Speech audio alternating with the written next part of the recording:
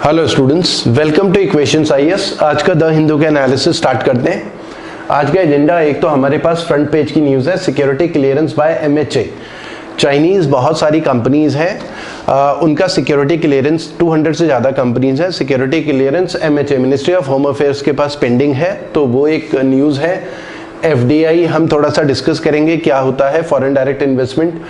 उसके अलावा एडिटोरियल है कंटेम्प्ट ऑफ कोर्ट के बारे में। तो एडिटोरियल तीन एडिटोरियल हैं जो कि कंटेम्प्ट ऑफ कोर्ट के बारे में है, तो ज़्यादातर उसी से भरा हुआ है, तो वो भी डिस्कस करेंगे। नेशनल सिक्योरिटी लॉ हांगकांग के बारे में एक न्यूज़ है, बैड लोन प्रॉब्लम्स के बारे में न्यूज़ है। उसके अलावा कॉन्स्टिट्यूशनल कॉर्नर में हम रोल ऑफ गवर्नर डिस्कस करने वाले हैं। ये हमारा फ्रंट पेज है, जिसमें हमारे पास दिया है फ्रंट पेज में 200 proposals from China wait for security clearance by MHA. MHA का मतलब है मिनिस्ट्री ऑफ होम अफेयर्स। देखिए, मिनिस्ट्री ऑफ होम अफेयर्स की रिस्पॉन्सिबिलिटी होती है इंटरनल सिक्योरिटी की। अब होता क्या है प्रॉब्लम, जो भी एफडीआई फॉरेन डायरेक्ट इन्वेस्टमेंट क्या होता है, जब भी कोई फॉरेन कंपनी इंडिया में अपना प्लांट सेटअप करने के लिए, बिजनेस करने के लिए आती है, तो उसे हम एफडीआई बोलते हैं, फॉरेन डायरेक्ट इन्वेस्टमेंट। जैसे सोनी और होंडा, ये जापान की कंपनी है जो इंडिया में बिजनेस कर रही है। एलजी और सैमसंग कोरिया की कंपनी है जो इंडिया में बिजनेस कर रही है। वोडाफोन ब्रिटिश कंपनी है जो इंडिया में बिजनेस कर रही है। उसके अलावा McDonald, Domino's US food chain है जो इंडिया में बिजनेस कर रही है। या ऑडी जो कार है वो जर्मनी की कार है। तो ये सब एफडीआई है जो फॉरेन कंपनीज है, इंडियन सॉइल में बिजनेस कर रही हैं। अब बहुत सारी फॉरेन कंपनीज जब इंडिया में पैसा इन्वेस्ट करती हैं, बिजनेस करने के लिए आती हैं, तो एक आरबीआई का ऑटोमेटिक रूट है, आरबीआई के ऑटोमेटिक रूट के थ्रू आती हैं, तो ऑटोमेटिक सब कुछ हो जाता है। कुछ क्रिटिकल सेक्टर्स सरकार ने रखे हैं, जैसे टेलीकॉम हो गया, और अलग अलग सेक्टर्स हैं क्रिटिकल सेक्टर जो कि नेशनल सिक्योरिटी से भी जुड़े हुए हैं या इंटरनल सिक्योरिटी से जुड़े हुए हैं।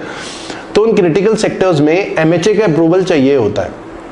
तो नॉन क्रिटिकल सेक्टर्स में जो भी इन्वेस्टमेंट होता है वो ऑटोमेटिक रूट के थ्रू आ जाता है, लेकिन जो क्रिटिकल सेक्टर्स में इन्वेस्टमेंट होता है वो MHA ministry of home affairs का भी क्लियरेंस चाहिए होता है कि हाँ वो नेशनल सिक्योरिटी, क्योंकि ऐसा हो सकता है कि कुछ कंपनीज जो है उनमें पैसा टेररिस्ट ऑर्गेनाइजेशन का हो या एनिमी कंट्री का पैसा हो, और वो इंडिया में बिजनेस करने के लिए आए। मान लो कि टेलीकॉम की कंपनी इंडिया में बिजनेस करने के लिए आए, और उस टेलीकॉम की कंपनी में जो टेररिस्ट ऑर्गेनाइजेशन है उनका पैसा इन्वेस्ट हो, वो टेलीकॉम की कंपनी इंडिया में बिजनेस सेटअप भी करेंगी, और साथ ही साथ यहाँ पर जो है लोगों की जो प्राइवेसी कंसर्न्स है वो भी उठेंगे, क्योंकि वो टेलीकॉम की कंपनी हो सकता है फोन टैप करे और डेटा सेंड करे, डेटा यहाँ से कलेक्ट करके इलीगली डेटा बाहर सेंड करे। तो ऐसे कंटेक्स्ट में हमें देखना होता है कि कोई टेलीकॉम की कंपनी अगर इंडिया में आ रही है तो उसकी कोई जो ओरिजिन है या रूट्स है किसी टेररिस्ट ऑर्गेनाइजेशन के साथ ना जुड़े हुए हो, या ब्लैक मनी ना हो, या एनिमी कंट्री के साथ ना जुड़े हुए हो। तो ये बहुत सारी ऐसी चीजें होती हैं जो देखनी होती हैं। हमें ऐसा नहीं करना कि कोई भी पैसा इन्वेस्ट करने के लिए सबको बोले हाँ आ जाओ इंडिया में पैसा इन्वेस्ट करो।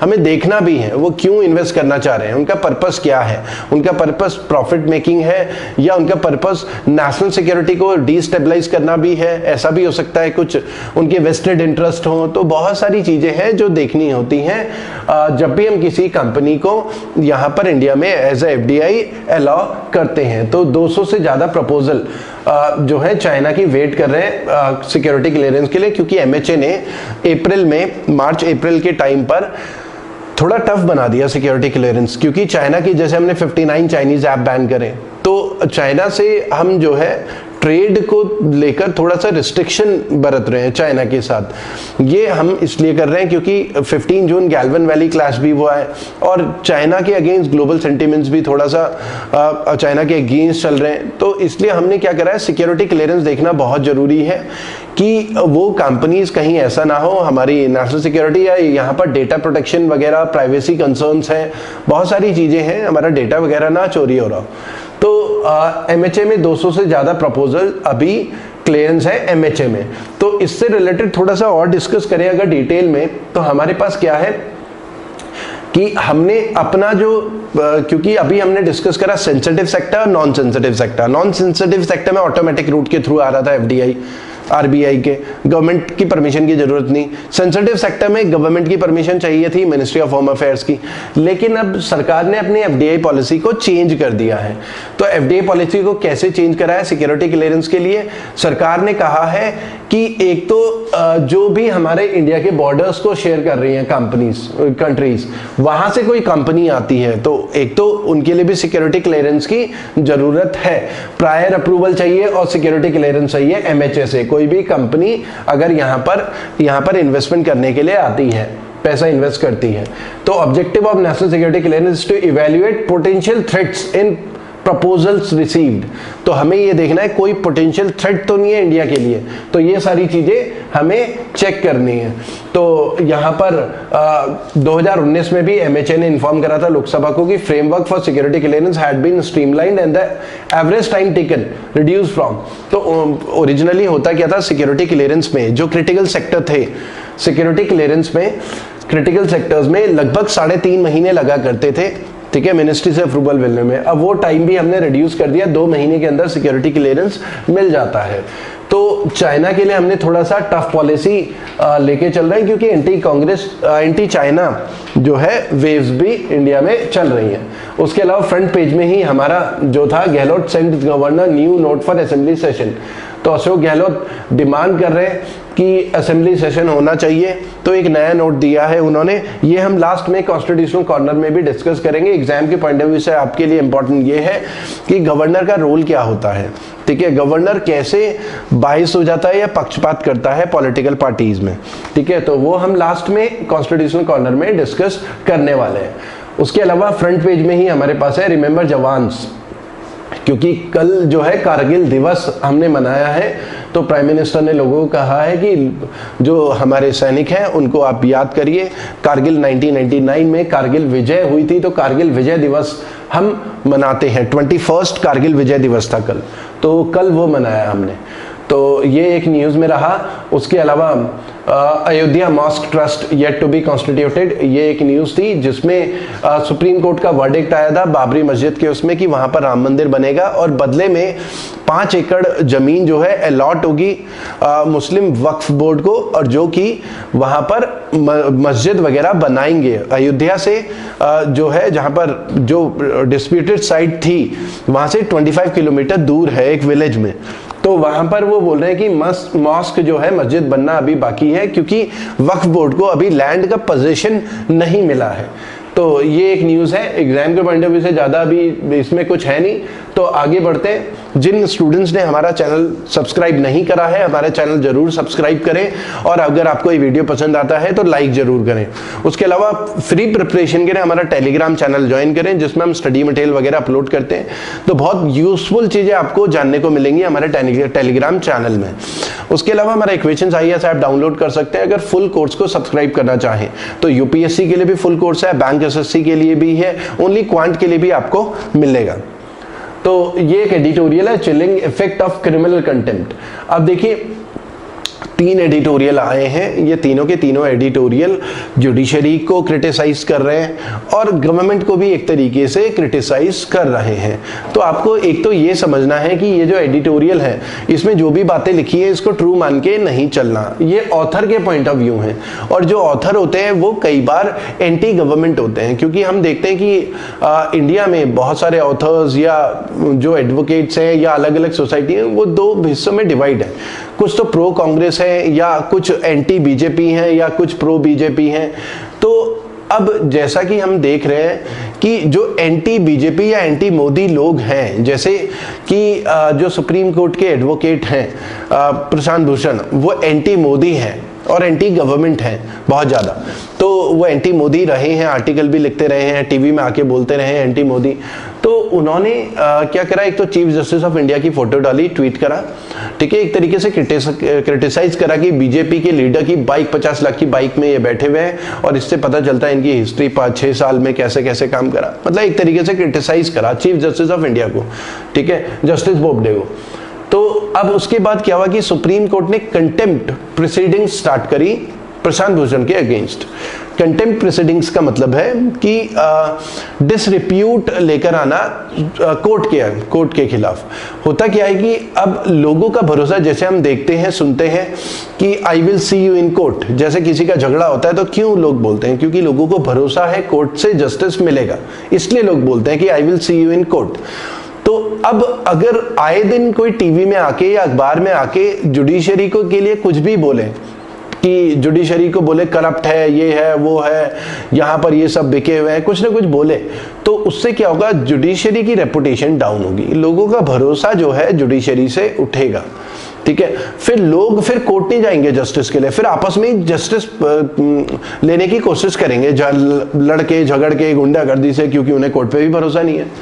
तो इसलिए जरूरी होता है, कंटेम्प्ट ऑफ कोर्ट की पावर दी गई है कोर्ट को कि अगर कोई जुडिशरी को बदनाम करे, ऐसा कुछ माहौल बनाने की कोशिश करे कि जुडिशरी करप्ट है या कुछ है, तो कोर्ट जो है उनके अगेंस्ट एक्शन ले सकता है, कंटेम्प्ट ऑफ कोर्ट का। ठीक है, उसमें सिविल कंटेम्प्ट भी है, क्रिमिनल कंटेम्प्ट भी है, वो हम आगे अभी डिस्कस करेंगे। तो अब ये एडिटोरियल क्या है, अब देखिए प्रशांत भूषण के अगेंस्ट, क्योंकि वो एंटी मोदी हैं और उन्होंने कोर्ट के अगेंस्ट भी ऐसा कुछ कहा है, वो चीफ जस्टिस के अगेंस्ट कहा है, सुप्रीम कोर्ट के अगेंस्ट कहा है, तो एक मैसेज देने की कोशिश करी है, लोगों को भड़काने की कोशिश करी है, ऐसा एलिगेशंस उनके ऊपर लग रहे हैं कोर्ट के अगेंस्ट, या हम बोल सकते हैं कि कोर्ट को प्रेशराइज करने की कोशिश कर रहे हैं सुप्रीम कोर्ट के जजेस को, ताकि फ्यूचर में उनके फेवर में चीजें आ जाएं। ठीक है, अब क्योंकि सीओ मोटो एक्शन लिया है उनके अगेंस्ट सुप्रीम कोर्ट ने, प्रशांत भूषण के अगेंस्ट, तो बहुत सारी लॉबी ऐसी है जो एंटी गवर्नमेंट है, जो एंटी मोदी है, तो प्रशांत भूषण के एक तरीके से फेवर में आएंगे। तो बहुत सारे लोगों ने एडिटोरियल्स लिखे हैं जो कि ज्यादातर एंटी मोदी है। ठीक है, और वो प्रशांत भूषण के फेवर में आए हैं बहुत सारे। तो इन एडिटोरियल्स को ऐसा नहीं मान के चलना कि बिल्कुल ट्रू है, इनको जरूर पढ़िए, आप समझिए कि क्या है, आपको फिर दोनों तरफ के पॉइंट ऑफ व्यू इसमें समझ में आएंगे। तो यहाँ पर जो है chilling effect of criminal contempt, basically author क्या कह रहा है कि ये बड़ी दुख की बात है कि जजेस को ऐसा लगता है कि क्रिटिसिज्म को इस तरीके से साइलेंस कर सकते हैं, क्योंकि प्रशांत भूषण ने जो क्रिटिसाइज करा है चीफ जस्टिस को, तो ऑथर ये कह रहा है कि ये दुख की बात है कि सुप्रीम कोर्ट ऐसे कंटेम्प्ट ऑफ कोर्ट से हमारे क्रिटिसिज्म, जो लोग अगर क्रिटिसाइज कर रहे हैं तो उसको दबाने की कोशिश कर रहे हैं जुडिशरी को। तो यही सारी चीजें इसमें लिखा हुआ है कि इंडिया में बहुत वाइड फील्ड है कंटेम्प्ट ऑफ कोर्ट की, लोगों का सेफगार्ड भी देखना है।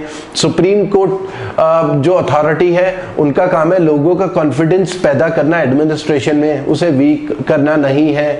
और इसीलिए अगर ऐसे क्रिटिसाइज करता है तो ध्यान देने वाली जरूरत नहीं है, वो तो दो दिन की बात है, 2 दिन के बाद तो लोग उनके ट्वीट को भूल जाएंगे। मतलब ये सारी चीजें लिखी हुई हैं। ठीक है, इनके काउंटर आर्ग्यूमेंट्स भी वैसे लोग दे रहे हैं कि अगर ऐसे ही छोड़ दिया जाए तो कल के दिन फिर और लोग भी सुप्रीम कोर्ट को या अदर कोर्ट्स को क्रिटिसाइज करेंगे, लोगों का भरोसा डाउन होगा। इसलिए जरूरी है कि लोगों का भरोसा बनाए रखा जाए, और ऐसे लोग जो अननेसेसरी सुप्रीम कोर्ट पे बिना बात के, बिना किसी फैक्ट्स के अगर एलिगेशन लगाते हैं तो फिर उनके ऊपर कोई ना कोई एक्शन तो होना ही चाहिए। तो ये सारी चीजें इसमें लिखी हुई है। एग्जाम के पॉइंट ऑफ व्यू से आपको नोट्स बनाने वाला ऐसा सच नहीं मिलेगा, लेकिन डिस्क्रिप्टिव आंसर राइटिंग के पॉइंट ऑफ व्यू से आपके जो व्यूज है वो काफी अच्छे जनरेट हो जाएंगे। समझ लेते हैं कंटेम्प्ट ऑफ कोर्ट क्या है। तो पहले ही समझ लेते हैं कंटेम्प्ट ऑफ कोर्ट हमारे कॉन्स्टिट्यूशन में कहीं नहीं है। एग्जाम में ही आता है अगर कंटेम्प्ट ऑफ कोर्ट कॉन्स्टिट्यूशन में कहीं है कि नहीं है, तो हमारे कॉन्स्टिट्यूशन में कहीं नहीं है। कंटेम्प्ट ऑफ कोर्ट एक 1971 का एक्ट था, उसमें ये बोला गया है contempt refers to offence of showing disrespect to dignity and authority of court. तो मतलब कोर्ट की डिग्निटी और अथॉरिटी को डिसरिस्पेक्ट करना, वो कंटेम्प्ट ऑफ कोर्ट में आता है। फिर क्या बोला, the act divides contempt into civil and criminal contempt. तो हम जो कंटेम्प्ट ऑफ कोर्ट है उसे सिविल और क्रिमिनल कंटेम्प्ट में डिवाइड करते हैं। सिविल कंटेम्प्ट में अगर प्रूव हो जाता है, कोई भी इंडिविजुअल कन्विक्टेड होता है सिविल कंटेम्प्ट में, तो उसके ऊपर पेनल्टी लगती है, फाइन लगता है, जेल नहीं भेजा जाता उसे। आपको ये डिफरेंस समझना है। क्रिमिनल कंटेम्प्ट ज्यादा सीरियस नेचर का होता है, इसमें उस इंडिविजुअल को जेल भी भेजा जा सकता है, फाइन भी लगाया जा सकता है। तो सिविल कंटेम्प्ट में जेल नहीं भेजा जाता, केवल और केवल उसके ऊपर फाइन लग सकता है, 1 लाख, 2 लाख, 50,000, 10,000, 5,000 केवल फाइन और डांट सकते हैं जजेस। ठीक है, और तो ये दोनों में डिफरेंस है। तो सिविल कंटेम्प्ट बेसिकली क्या है, इसमें क्या बोला, विलफुल डिसओबीडियंस, जानबूझ के कोर्ट का कोई वर्डिक्ट आया, कोई जजमेंट आया, कोई डायरेक्शन थी, कोई ऑर्डर था या कोई प्रोसेस था, कोर्ट ने किसी को बोला कि भाई ये जो प्रॉपर्टी है इसको हैंड ओवर कर दो, भाई वर्डिक्ट इसके फेवर में है, किसी इंडिविजुअल को बोला, अब उसने जानबूझ के 1 महीने का टाइम दिया था, 1 महीने में उसने प्रॉपर्टी हैंडओवर नहीं करी, ठीक है, उसने कोर्ट के अगेंस्ट बोला कुछ नहीं, लेकिन कोर्ट की जो डायरेक्शन थी उसको जानबूझ के फॉलो नहीं करा, तो उसे बोलते हैं विलफुल डिसओबीडियंस। तब उसके पास सिविल कंटेम्प्ट कोर्ट लगा सकता है, और सिविल कंटेम्प्ट में उसके ऊपर फाइन लग सकता है 50 लाख, 50,000, 1 लाख, वो डिपेंड करता है अलग अलग केसेस में। 10,000 का भी फाइन लग सकता है, 5,000 का भी फाइन लग सकता है, ठीक है। तो wilful breach of undertaking given to the court, उस इंडिविजुअल ने जब कोर्ट का वर्डिक्ट आया था तो उसने अंडरटेकिंग भी दी होगी, तो वो माना नहीं, ठीक है। तो ये सिविल कंटेम्प्ट होता है। क्रिमिनल कंटेम्प्ट बेसिकली क्या होता है, यहां पर कोर्ट के अगेंस्ट कुछ बोल नहीं रहे, कोर्ट की डायरेक्शन को नहीं मान रहे, चुपचाप। यहां पर क्रिमिनल कंटेम्प्ट में हम मीडिया में आके कोर्ट के अगेंस्ट बोल रहे हैं कि कोर्ट करप्ट है, ये वाला जज करप्ट है, तो खुलेआम बोल रहे हैं, या हमने किसी मैगजीन में प्रिंट कर दिया, ठीक है, या ट्विटर में प्रिंट कर रहे हैं, मतलब ये क्रिमिनल कंटेम्प्ट होता है।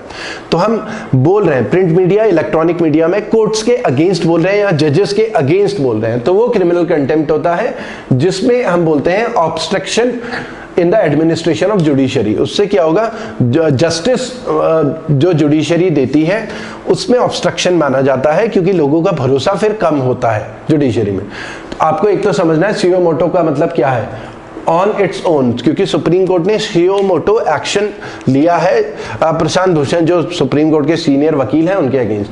चीफ जस्टिस ऑफ इंडिया कौन है, ये क्योंकि न्यूज में है। उसके अलावा आर्टिकल 129 और भी आर्टिकल है जो सुप्रीम कोर्ट को एम्पावर करते हैं कंटेम्प्ट के बारे में। तो आर्टिकल 129 ऑफ इंडियन कॉन्स्टिट्यूशन कहता है supreme court shall be the court of record. Court of record का मतलब है सुप्रीम कोर्ट का हर एक वर्डिक्ट अपने आप में कानून है। हाई कोर्ट का भी हर एक वर्डिक्ट अपने आप में लॉ होता है, कानून होता है, लेकिन डिस्ट्रिक्ट कोर्ट का वर्डिक्ट अपने आप में लॉ नहीं होता, ठीक है। तो डिस्ट्रिक्ट कोर्ट का वर्डिक्ट अपने आप में कानून नहीं होता। तो कई बार हम जैसे कोर्ट में बहस सुनते हैं तो हम बोलते हैं सुप्रीम कोर्ट के ये वाले वर्डिक्ट या हाई कोर्ट के वो वाले वर्डिक्ट के हिसाब से ये, तो वो जो पुराने वर्डिक्ट होते हैं उनके हिसाब से आगे के वर्डिक्ट सुनाए जाते हैं, ठीक है, वो अपने आप में लॉ हो जाते हैं, ठीक है। तो इसलिए court of record and shall have all the power of such court including the power to punish for contempt of itself, ठीक है। तो कंटेम्प्ट ऑफ इटसेल्फ इसमें आर्टिकल 29 कंटेम्प्ट ऑफ कोर्ट की भी पावर सुप्रीम कोर्ट को दे रहा है। तो ये एक आपको आइडिया होना चाहिए कंटेम्प्ट ऑफ कोर्ट क्या है। ये भी एडिटोरियल कंटेम्प्ट ऑफ कोर्ट के ऊपर है, ठीक है। ज्यादातर ये सारे आर्टिकल जुडिशरी को क्रिटिसाइज करते हुए हैं, या एंटी मोदी हम बोल सकते हैं ब्रिगेड, ठीक है। तो कुछ लोग मोदी के फेवर में हैं, कुछ लोग एंटी मोदी हैं। तो ये आर्टिकल ज्यादातर वो लोग हैं जिन्होंने आर्टिकल लिखा है।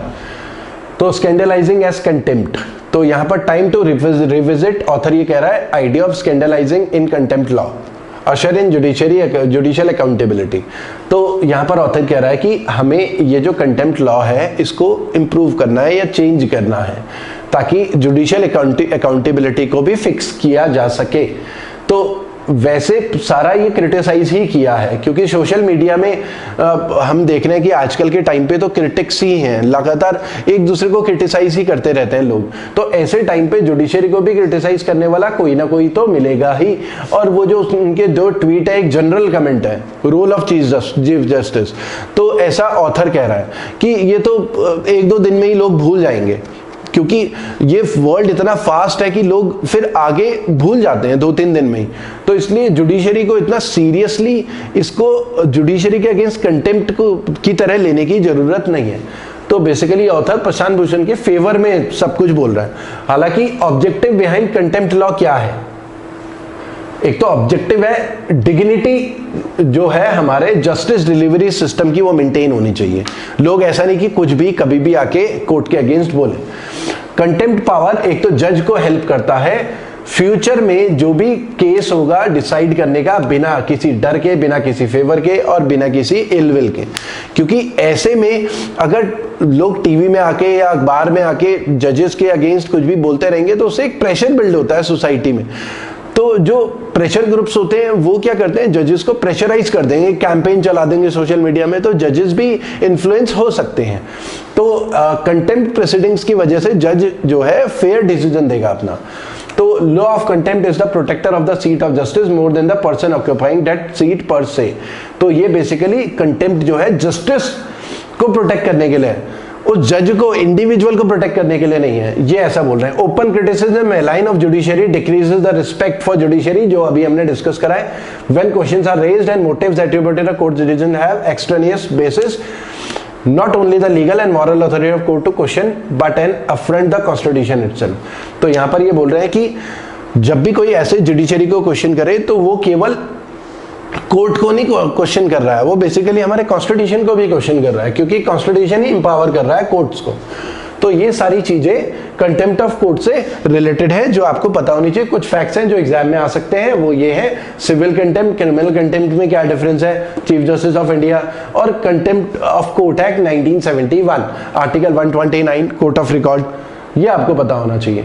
ये भी एडिटोरियल पूरा का पूरा उसी के ऊपर है, क्योंकि मोटरसाइकिल 50 लाख की मोटरसाइकिल थी, ऐसा प्रशांत भूषण का कहना है। 50 लाख की मोटरसाइकिल अब बीजेपी की लीडर को बिलोंग करती है, और चीफ जस्टिस ऑफ इंडिया जो जस्टिस बोबडे हैं वो उन्होंने फोटो खिंचवाई है।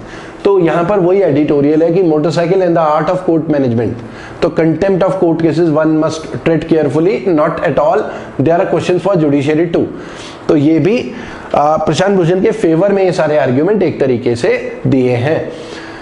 फॉल ऑफ हांगकांग, ये एक हमारे पास एडिटोरियल है, अपोजिट एडिटोरियल, जिसमें नेशनल सिक्योरिटी लॉ जो हांगकांग में पास हुई है चाइना में, उसके बारे में बोला है कि फॉल ऑफ हांगकांग। अब इसको समझ लेते हैं दोबारा से, पहले भी हम डिस्कस कर चुके हैं, चाइना है, ये हांगकांग है। हांगकांग में टिल 1997 तक ब्रिटिशर्स रूल कर रहे थे, ब्रिटिश कॉलोनीज थी।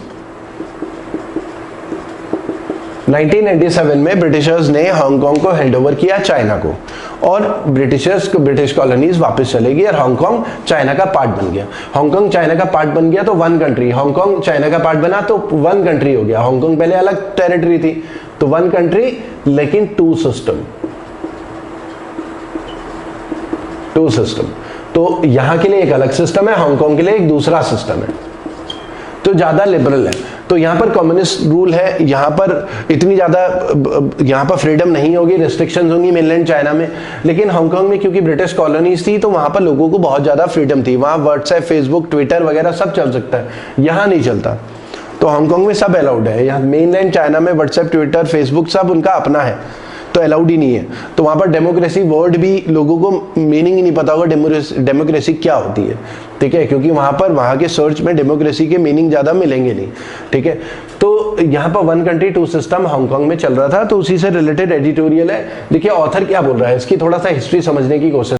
National security law has turned Hong Kong into a colonial city again। तो यहाँ पर ऑथर क्या कहना चाह रहा है, बेसिकली यहाँ पर अगर हम बोले, जैसे बोला है 1982 में when they were discussing Hong Kong's fate, 1982 का मतलब है 1997 में ब्रिटिश कॉलोनीज जब हांगकांग को छोड़ के गई थी, तो उन्होंने क्या करा था, हांगकांग को चाइना को हैंडओवर कर दिया था 1997। तो इससे 15 साल पहले की बात है। तो यहाँ पर जो चाइना के डेंग जियोपिंग है उस समय 1982 में उनका कहना क्या है, उन्होंने मार्गरेट थैचर को उस समय कहा, प्राइम मिनिस्टर को ब्रिटेन के, कि देखो horses will still run, stocks will still sizzle और डांसर्स विल स्टिल डांस। इसका मतलब क्या है, देखिए 15 साल पहले की बात है, क्योंकि ब्रिटिशर्स जो थे, ब्रिटिश कॉलोनीज हांगकांग को छोड़ के वापस जाना चाह रही थी, उनका लीज जो है 1997 में कंप्लीट हो रहा था। तो उन्हें ये डर था कि अगर हम हांगकांग चाइना को हैंडओवर करते हैं तो ऐसा ना हो कि जो हांगकांग के लोगों की फ्रीडम है वो छीन ली जाए, क्योंकि चाइना में बहुत जो है क्लोज्ड सिस्टम है, वहाँ की प्रेस, मीडिया, हर चीज़ के ऊपर चाइना का कंट्रोल है। तो वहाँ पर जैसे हम देखें फेसबुक, ट्विटर, व्हाट्सएप, ये सब चाइना में अलाउड नहीं है, वहाँ पर अपना उनका सिस्टम है। हांगकांग में फेसबुक, ट्विटर, व्हाट्सएप वो सब चल सकता है, ठीक है। ये तो खैर हम आज की प्रेजेंट की बात कर रहे हैं, लेकिन हांगकांग जो है क्योंकि ब्रिटिश कॉलोनीज रही है, तो लिबरल पॉलिसीज रही हैं, वहाँ पर फ्रीडम रही है बिजनेसमैन को, लोगों को आज़ादी रही है, बट रिस्ट्रिक्शंस नहीं रही है। तो हांगकांग के लोगों को पूरी फ्रीडम है, और चाइना को एकदम हैंडओवर करेंगे तो पता चला कि लोगों को जेल जैसा फील होने लगा और लोग फिर प्रोटेस्ट करने लगे।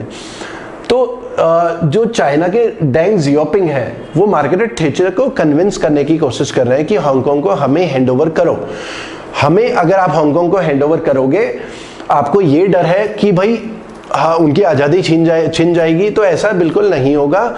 वहाँ पर हांगकांग में हॉर्सेस विल स्टिल रन, ठीक है, वहां जैसा पहले चल रहा था वैसे ही चलेगा। ये सब बोलने का मतलब ये है, stocks will still sizzle, dancers will still dance. ये सब बोलने का उनका सेंस ये था कि हांगकांग में जैसी फ्रीडम तुम्हारे टाइम पर थी, अगर आप चाइना को हैंडओवर करते हो हांगकांग में, तो भी वही फ्रीडम हम रखेंगे, इसलिए हैंडओवर कर दो हांगकांग को हमें। ठीक है, तो चाइना ने ये भी बोला कि वैसे जो हमारा कंट्री का जो रूल सिस्टम है, हम हांगकांग के लिए अलग रूल सिस्टम बनाएंगे आपके अकॉर्डिंग, हांगकांग के लोगों के अकॉर्डिंग, ताकि उन्हें फ्रीडम फील हो। तो इस तरीके से कन्विंस करने की कोशिश करी ब्रिटिश पीएम को, जो चाइना के डेन जियाओपिंग है। तो इसलिए फिर क्या हुआ, ब्रिटिश कॉलोनीज 1997 में चली गई वहां से छोड़कर, और हांगकांग के लिए चाइना ने अलग लॉ बनाया, जैसे कि वो उन्होंने कन्विंस करने की कोशिश करी थी ब्रिटिशर्स को। तो हांगकांग के लिए एक अलग लॉ बना, one country two system, mainland China के लिए अलग लॉ बना। तो ये सारी चीजें हैं। अब लेकिन अब प्रॉब्लम क्या है, फॉल ऑफ हांगकांग का मतलब है कि नेशनल सिक्योरिटी लॉ जो है, ये हांगकांग लोकेशन है, नेशनल सिक्योरिटी लॉ एक चाइना ने पास करा है, चाइना की पार्लियामेंट में पास हुआ है, जिसमें हांगकांग का जो बेसिक लॉ है, जिसे हांगकांग का कॉन्स्टिट्यूशन हम कह सकते हैं, हांगकांग की जो फ्रीडम है, हांगकांग का कॉन्स्टिट्यूशन, वहां एग्जीक्यूटिव, जुडिशरी, वो सब अलग है मेनलैंड चाइना से, डिफरेंट लॉ है। ठीक है, तो अब वहां पर नेशनल सिक्योरिटी लॉ एक पास हुआ है, उसमें क्या होगा, उसमें अब मेनलैंड चाइना के लॉ हांगकांग में भी एप्लीकेबल होंगे, नेशनल सिक्योरिटी लॉ। इसमें मेनलैंड चाइना से हांगकांग के लोगों को या जो फॉरेनर्स हांगकांग में इन्वॉल्व है उनको पनिश किया जा सकता है। और ऑफेंसेस क्या है, सक्सेशन। सक्सेशन का मतलब है देश को तोड़ने वाला ऑफेंस, सबवर्जन, देश के साथ धोखा करने वाला, टेररिस्ट एक्टिविटी या collision with foreign enemy, foreign country, या एक्सटर्नल एलिमेंट, नेशनल सिक्योरिटी को इंडेंजर करते हुए। तो ये सारे ऑफेंसेस लगाए जा सकते हैं, जिसमें लाइफ टाइम इम्प्रिजनमेंट भी हो सकता है। ठीक है, और भी अलग अलग तरीके की पेनल्टीज वगैरह लगाई जा सकती हैं। ठीक है, तो नेशनल सिक्योरिटी लॉ जो है, क्योंकि पहले वहां जो भी मेनलैंड चाइना में लॉ पास होता था वो वहां पर हांगकांग में एप्लीकेबल नहीं होता था, लेकिन ये वाला लॉ हांगकांग में एप्लीकेबल होगा। उससे क्या होगा, एक तो हांगकांग के लोग जो है वो थ्रेटेंड फील कर रहे हैं कि अरे हमारे लोगों को मेनलैंड चाइना में पकड़ के ले जाएंगे, और क्योंकि वहां पर लिबरल आजादी ज्यादा है, फ्रीडम हांगकांग में ज्यादा है, तो जहां पर फ्रीडम ज्यादा होगी वहां पर डिसेंट भी हो सकता है, वहां पर सिस्टम के अगेंस्ट बोलने वाले लोग भी ज्यादा हो सकते हैं। तो जो भी सिस्टम के अगेंस्ट बोलेगा, नए लॉ के अगेंस्ट के टाइम पर उनको पकड़ के लेके चले जाएंगे मेनलैंड चाइना में। तो उससे क्या होगा, लोग फिर बोलने से डरेंगे, क्योंकि उनको अरेस्ट करके मेनलैंड चाइना में लेके जा रहे हैं। तो चाइना का अलग अलग क्लेम्स हैं कि भाई फॉरेन एलिमेंट्स बहुत इन्वॉल्व हो रहे हैं हांगकांग को, हमें उन सबको रोकना है, ऐसे फॉरेन एलिमेंट्स को भी हम पनिशमेंट देंगे। तो वो सारी चीजें हैं। ठीक है, उसके अलावा एक ऑफिस बना रहा है चाइना, जिसमें मेनलैंड चाइना का office for safeguarding national security Hong Kong में काम करेगा। तो हांगकांग में जो भी लोग चाइना के अगेंस्ट या वहां पर इस तरीके के ऑफेंसेस में इन्वॉल्व होंगे, तो नेशनल सिक्योरिटी के रिलेटेड उनसे अरेस्ट करके मेनलैंड चाइना में भेजा जा सकता है। एक अलग ऑफिस हांगकांग में बना रहा है। तो लगातार ये इसलिए न्यूज में हमारा था। तो ये एडिटोरियल बेसिकली यही कह रहा है, फॉल ऑफ हांगकांग। तो मतलब अब तक जो 1997 से 2020 तक हांगकांग की जो आज़ादी थी, अब नेशनल सिक्योरिटी लॉ आने के बाद हांगकांग का फॉल हो गया है। तो आज़ादी छीन ली गई है हांगकांग से, बहुत सारी रिस्ट्रिक्शंस लग गई है नेशनल सिक्योरिटी लॉ। अब लोग ज़्यादा कुछ वहाँ पर बोल नहीं सकते, क्योंकि चाइना अपनी मनमानी वहाँ पर कर सकता है। तो ये सब इसमें आर्टिकल में बोला है ऑथर ने। उसके अलावा बैड लोन प्रॉब्लम्स के बारे में न्यूज़ में आया है। बैड लोन्स क्या होते हैं? बैड लोन्स को हम एनपीए बोलते हैं, नॉन परफॉर्मिंग एसेट्स।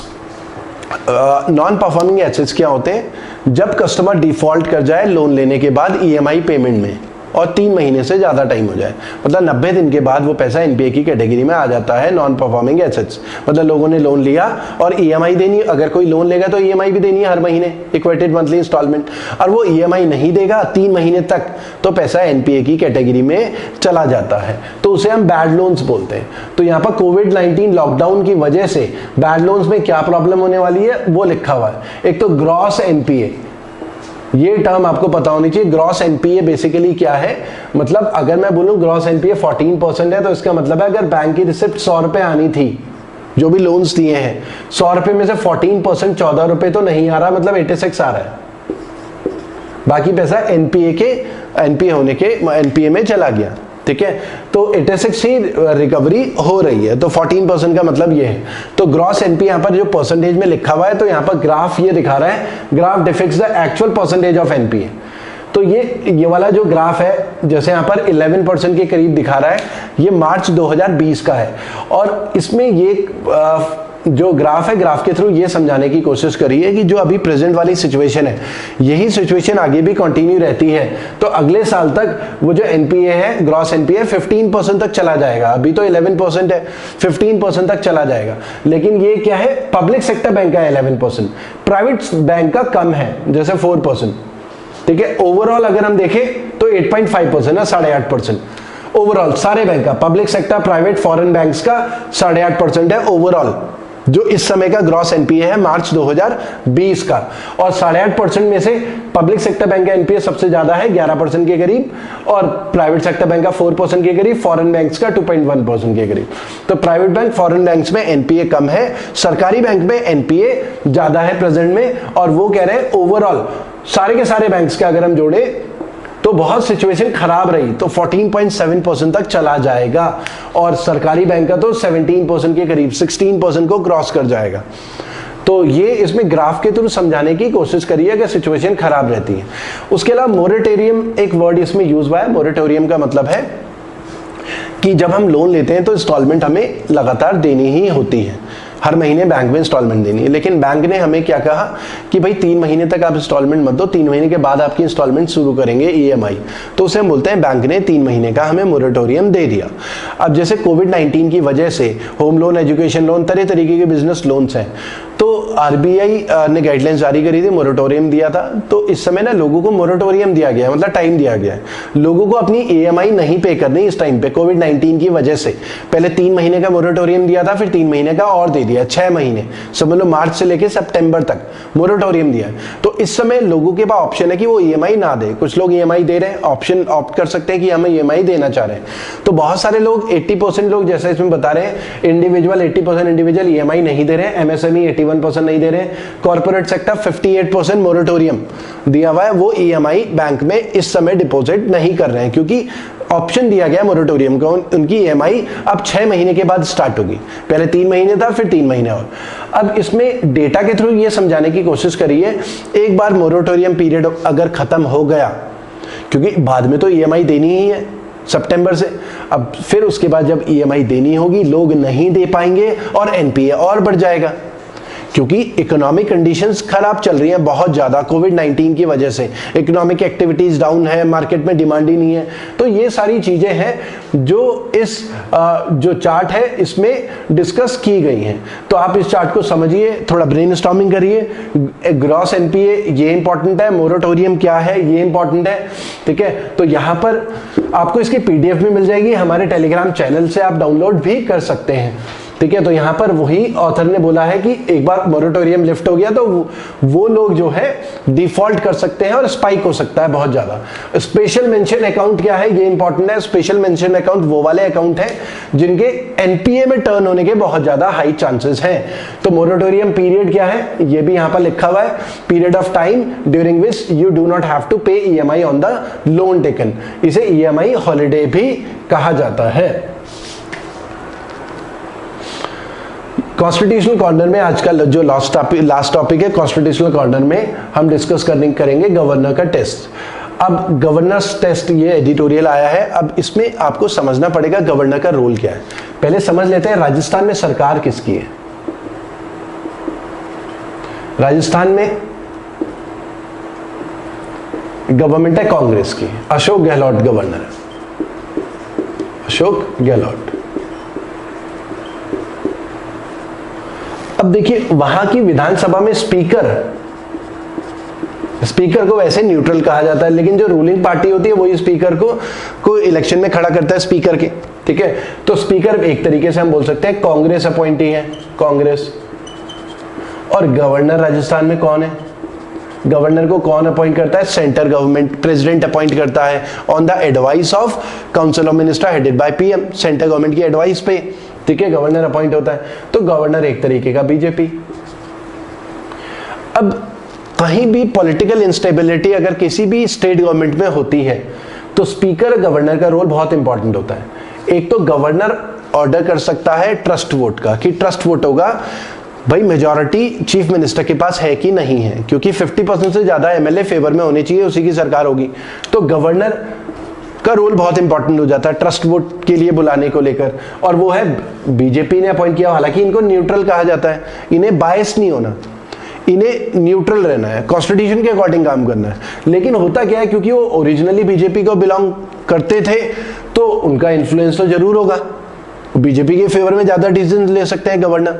और स्पीकर जो है उसे भी न्यूट्रल कहा जाता है, लेकिन वो भी क्योंकि कांग्रेस के अपॉइंटेड है तो कांग्रेस के फेवर में ज्यादा डिसीजन लेंगे, तो लड़ाई झगड़ा फिर यही सारा हो जाता है, क्योंकि पॉलिटिक्स इन्वॉल्व हो जाती है। फिर कॉन्स्टिट्यूशन को बचाने की बात नहीं होती, फिर पॉलिटिकल पार्टीज अपने अपने पॉलिटिकल पार्टीज जो स्पीकर या गवर्नर है अपनी अपनी पॉलिटिकल पार्टीज के फेवर में डिसीजन लेने लगते हैं, फिर पॉलिटिक्स होने लगती है, झगड़ा होने लगता है।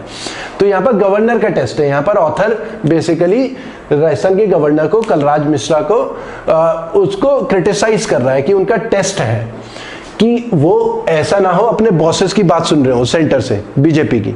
भाई उन्हें न्यूट्रल रहना है, कॉन्स्टिट्यूशन को प्रोटेक्ट करना है, क्योंकि वहां हो क्या रहा है, वहां की जो चीफ मिनिस्टर है वो ये बोल रहे हैं गवर्नर को कि फ्लो टेस्ट कराया जाए, और गवर्नर फ्लो टेस्ट के लिए अलाउड नहीं कर रहे हैं, क्योंकि राजस्थान के कांग्रेस के सीएम को लगता है कि उनके पास अभी नंबर है उनकी कैलकुलेशन के अकॉर्डिंग, और अभी अगर मैं ट्रस्ट वोट कर लूंगा तो बाद में सरकार नहीं गिर सकती, कम से कम 6 महीने तक फिर ट्रस्ट वोट स्टार्ट नहीं किया जा सकता। ऐसा नहीं होता कि अभी ट्रस्ट वोट हुआ और फिर 15 दिन के बाद बीजेपी डिमांड करे आज, क्योंकि बीजेपी ट्रस्ट वोट तब कब डिमांड करेगी जब उन्हें लगेगा इनके पास नंबर नहीं है।